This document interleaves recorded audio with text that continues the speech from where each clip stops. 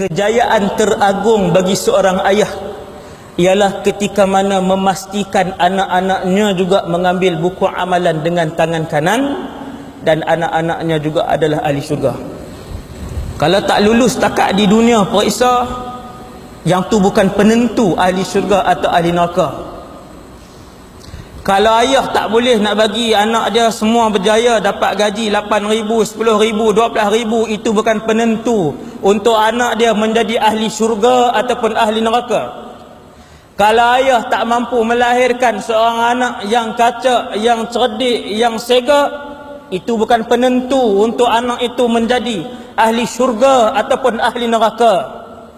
Tetapi kejayaan seorang ayah yang paling besar, yang paling berharga ialah apabila dia dapat berpegang tangan membawa ke semua anak-anaknya masuk ke dalam syurga bersama-sama dengannya. Antara tanggungjawab yang paling besar dalam hidup seorang ayah ialah memastikan anak-anaknya hidup di atas muka bumi dengan cara yang dikehendaki oleh Allah, dengan cara beragama dengan agama Islam, dengan cara dan jalan yang Allah nak, bukan yang manusia nak. 4 laki-laki yang paling banyak tanggungjawab dalam dunia ni, antaranya Rasul dan Nabi, yang keduanya ulama, yang ketiganya seorang pemimpin, dan lelaki yang keempat yang besar tanggungjawabnya ialah seorang ayah. 4 orang ni paling banyak.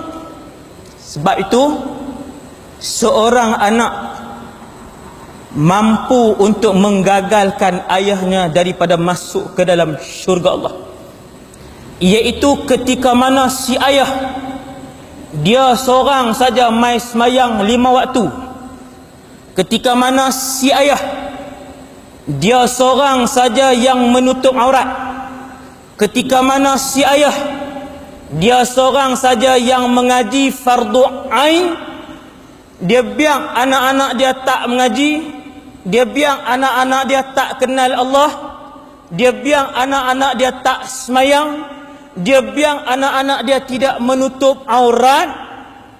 Seorang anak boleh menggagalkan ayah soleh itu untuk masuk ke dalam syurga kalau si ayah tak ajak dan tak tegur.